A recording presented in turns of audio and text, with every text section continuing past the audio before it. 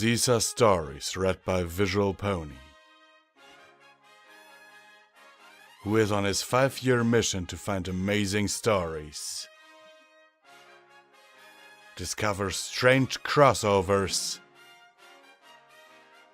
and read tales that no one has read before.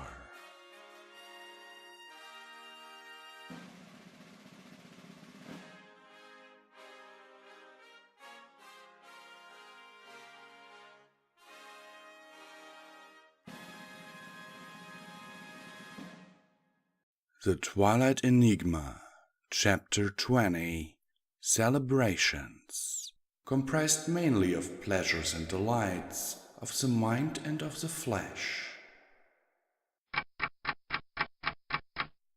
January 1013 to March 21st, 1013, Equestria. I was exhausted. Luna ought to have been exhausted, but no, there she was.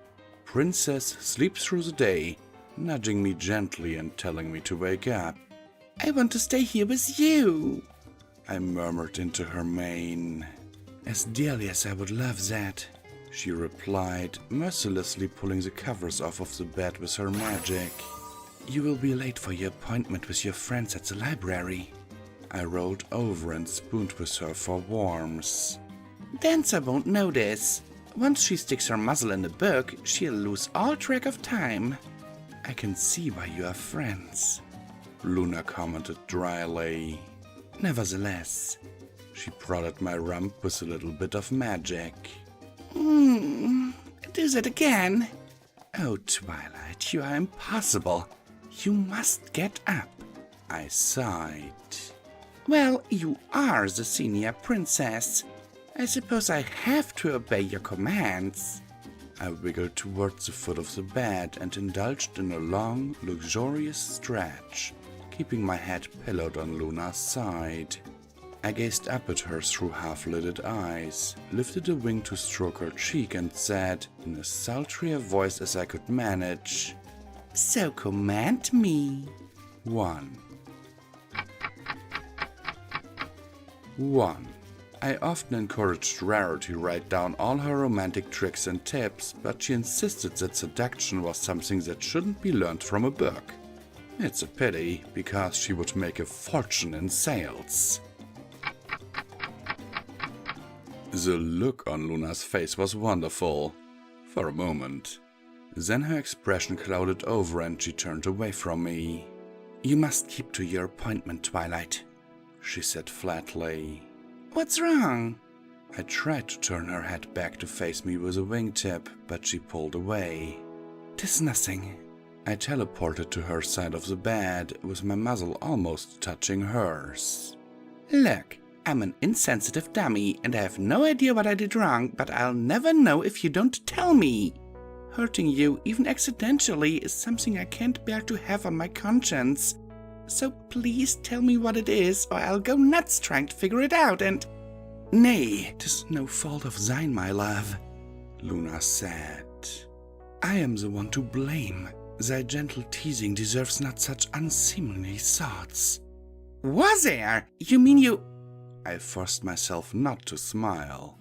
She was taking the situation very seriously, and I was at least socially competent enough to know that making light of her distress would be the worst thing I could do.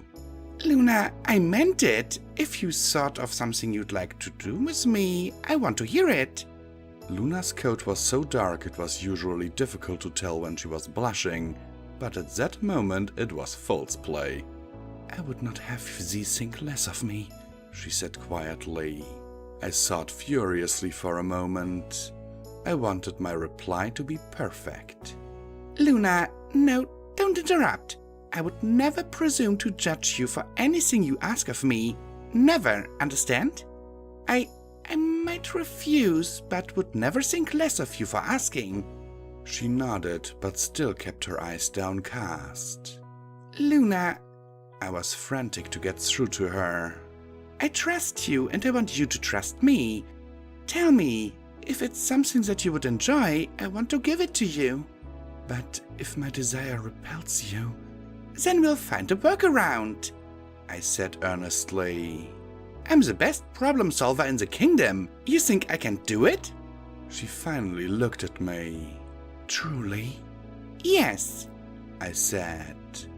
Thou art my true love, and not that thou canst conceive will e'er serve to lessen my heart's love once with.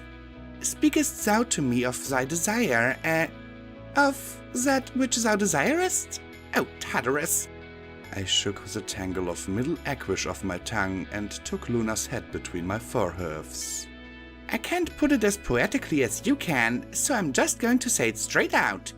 The fact that you want to do kinky stuff with me makes me feel loved and sexy and desirable and proud. So tell me before I die of anticipation! I have thought how it might be enjoyable to... She bit her lower lip and hesitated. Go on, lover. To make love on the wing in a violent storm, she gasped out. To be buffeted and tumbled by the winds. To be soaked by warm rain and touched by lightning as we... Her eyes were wide and her nostrils flared. Is it too strange to be thought of? I was grilling my head off by that point. Are you kidding? That sounds like fun! I missed the research session entirely. I planned to depart for Zebrica sometime after my birthday. It wouldn't be considered an early start for a serious trader, but it fit in perfectly with everything else in my over-full schedule, and our primary goal wasn't making money. Pirate hunting was going to be dangerous, and I was still worried about the safety of my friends and Nebula's crew. I spent a great deal of time working out new protections, as well as improving on old magic like my failsafe spell. I convinced Celestia to let me take the Amulet of Night out of the deep vaults with the promise to use it only as a last resort.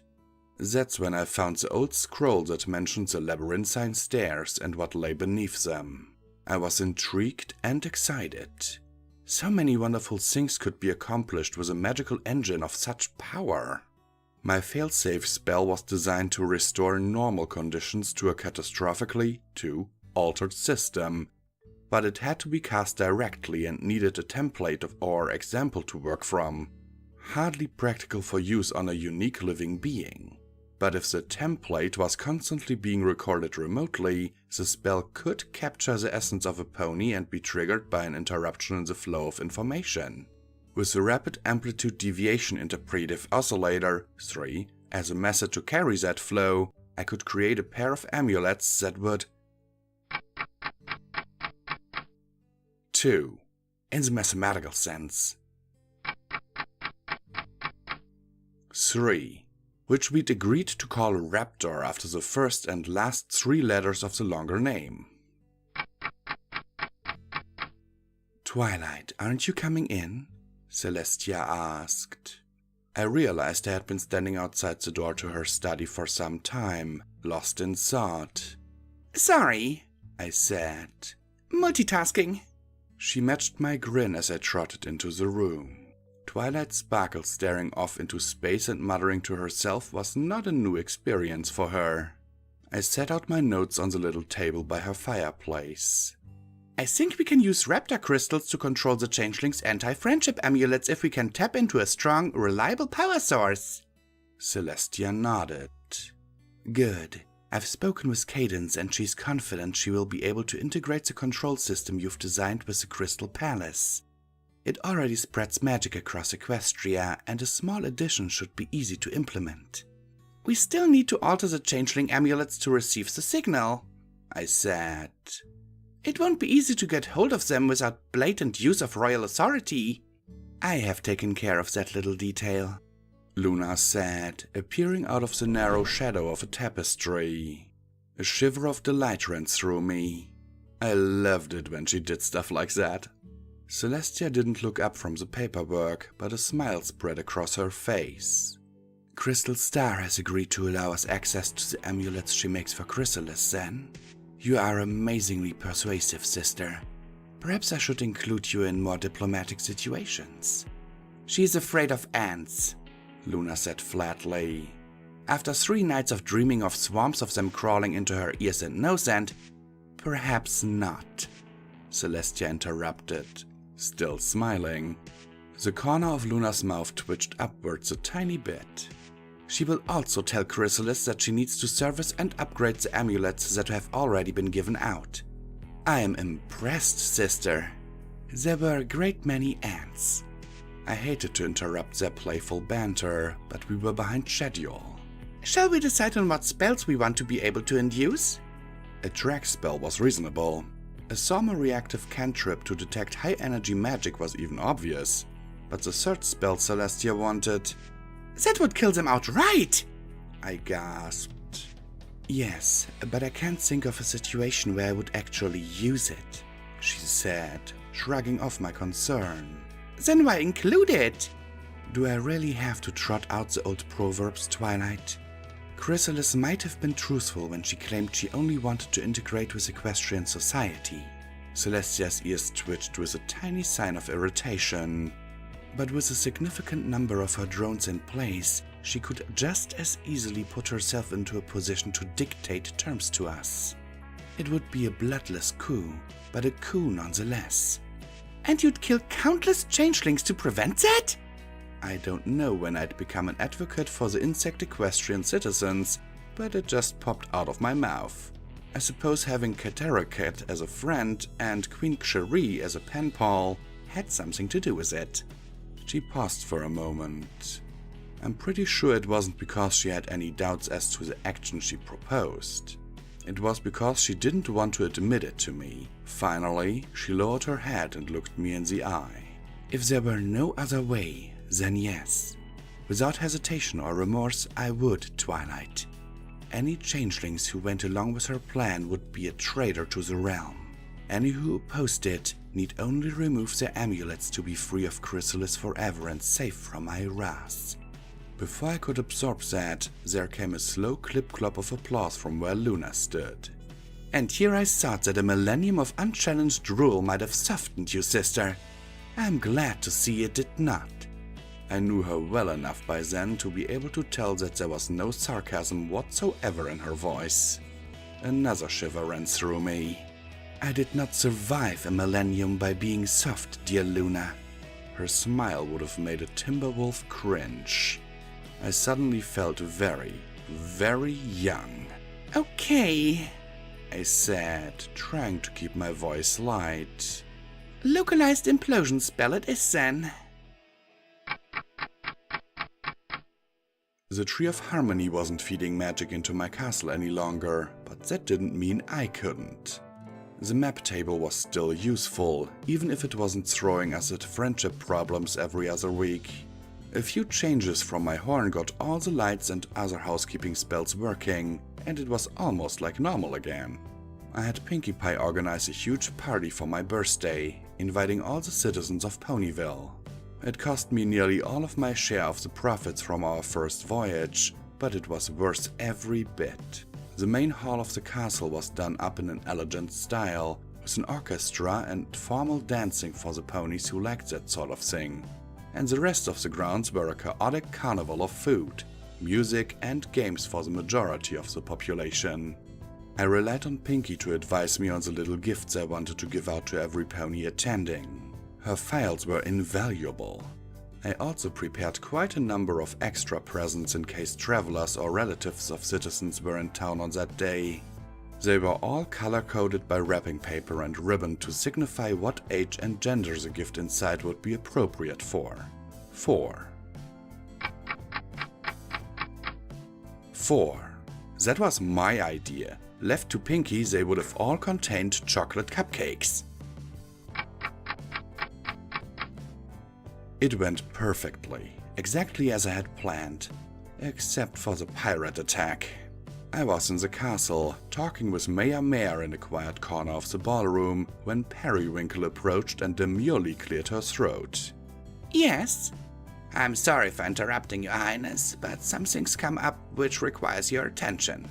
I'm sorry, Mayor, I said, putting my drink down on a side table. Will you please excuse me? Of course, Princess. Thank you again for the beautiful gavel. Periwinkle walked by my side as I left the room and motioned to the stairs that led up to the grand balcony. "This is a bit unusual," she began. 5. 5. That should have tipped me off right there.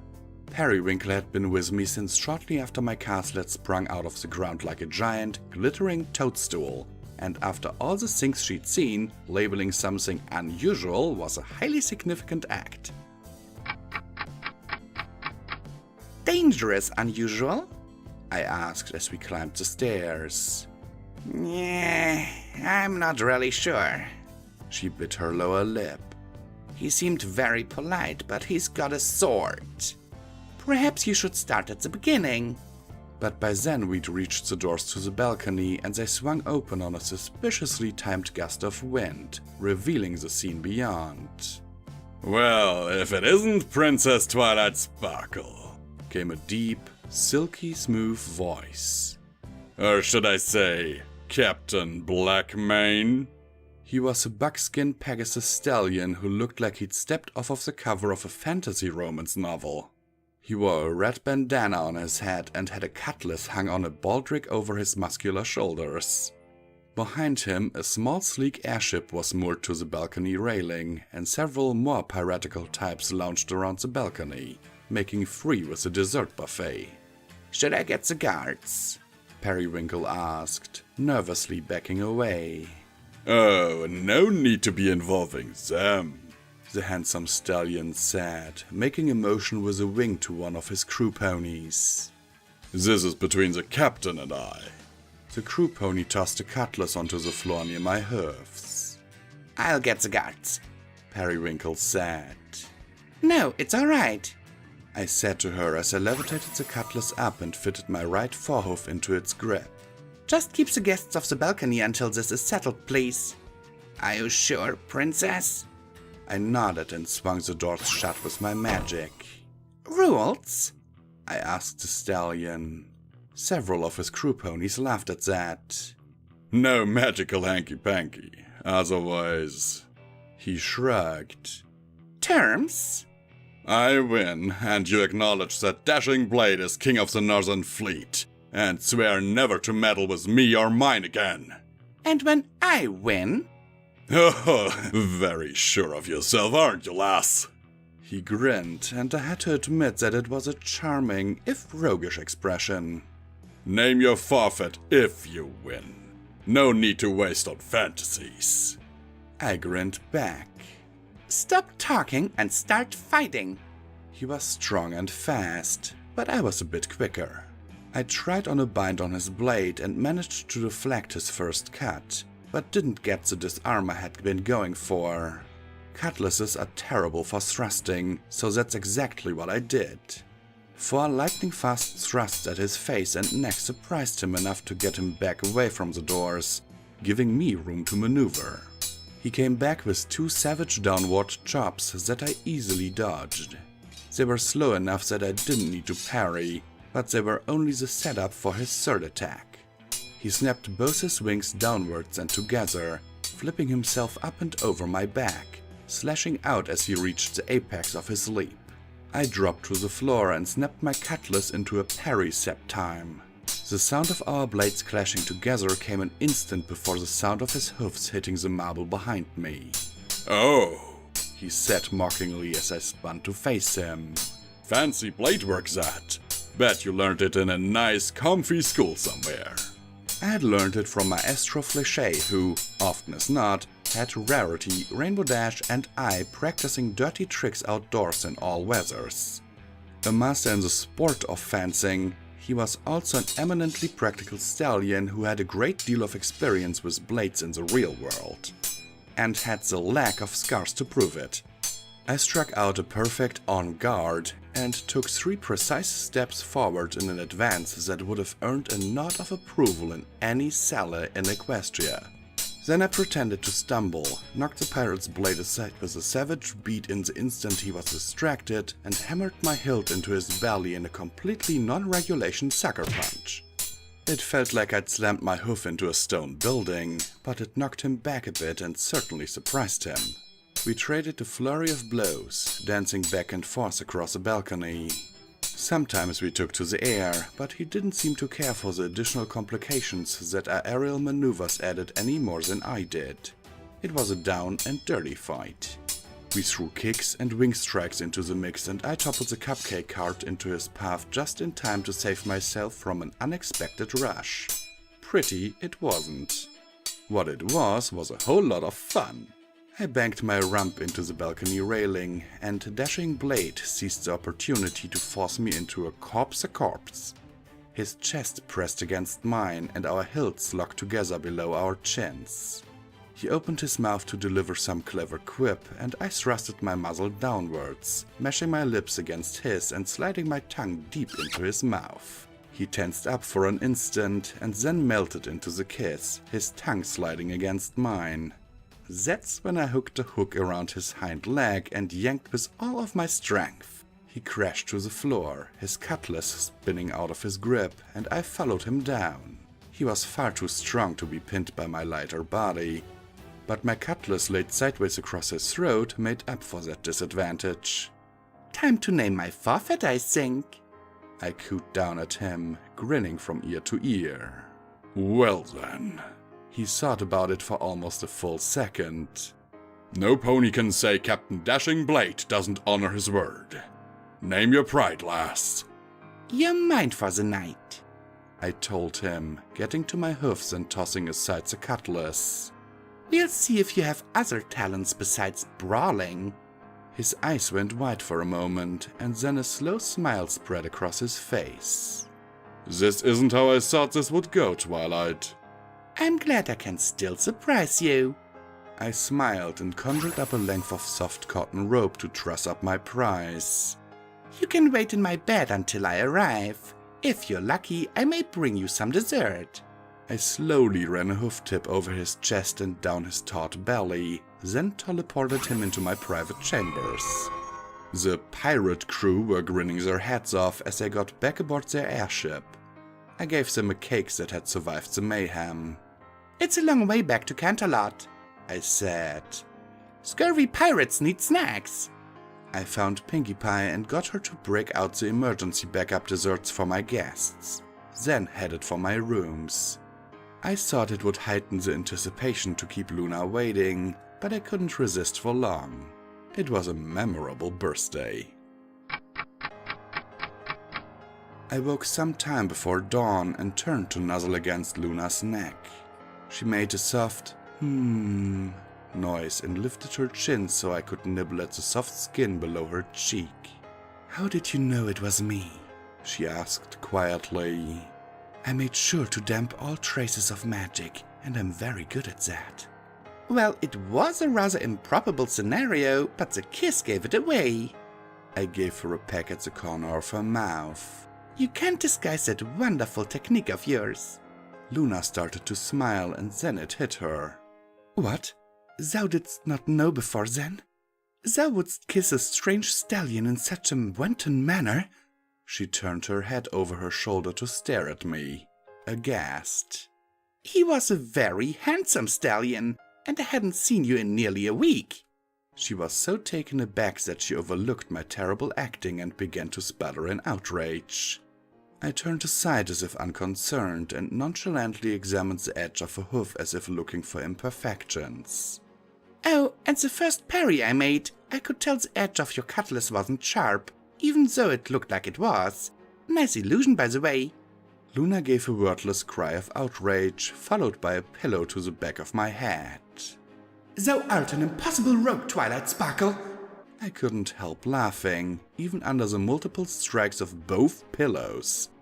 "Also, you shouldn't have picked your name from one of Rarity's body rippers." She abandoned her physical attack and settled for a royal shout. "I should be sore vexed with thee, but thy visage is in such disarray it could charm a manticore." A few delightful kisses mended the quarrel. I sighed as our lips parted and said, "It was a wonderful gift, even if it turned out I was the one doing the ravaging." "That was not your birthday gift, lover," she said with a grin. "It was your gift to me." I chuckled. That's good, because what I'd planned on giving you was a homemade tea cozy. It has badly cut out felt moons all over it.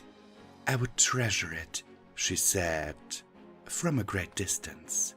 I gave her a playful swat on the rump with a wingtip. Okay, maybe there's something else around here. Oh yes.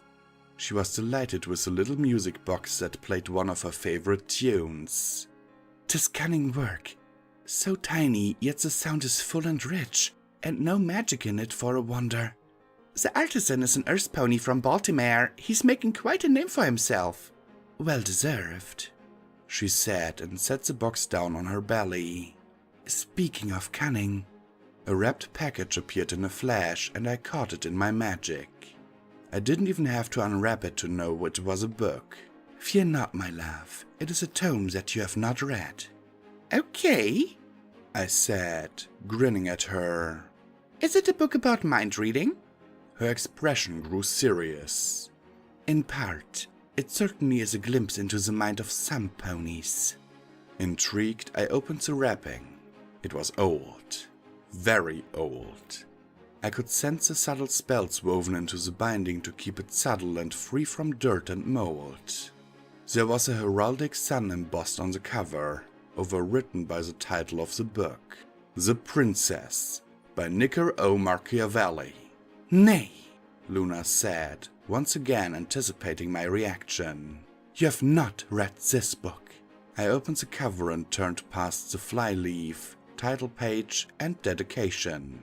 And on the very first page of the text, I saw why the volume was so unique. The familiar text of the book was there, obviously printed with very early movable type. The page layout was the same as the early books that were individually copied in quill and ink, with white margins, suitable for making notes. And there were notes. Copious notes. I know this pen work, I said, softly, my chest tightening. Yes, Luna said. It is a presentation copy of the first edition, given to my sister by Machiavelli. It is a gift from the both of us. It took a while for me to control my breathing enough to gasp out, Thank you! Hello and thanks for watching this video. If you liked it, please hit that like button down below, since it really helps me out in the YouTube algorithm. And if you haven't already, why not subscribe to my channel? If you want to support the channel and all the content that I create, you can do so via Patreon at patreon.com/visualpony. The link is in the description. If you want more of my content, why not visit my website where I have everything organized into neat little categories. The address is visualpony.de. Here you can find all the information about upcoming releases and stories that are still in production. And now I'm signing off, my lovely viewers. Visual Pony,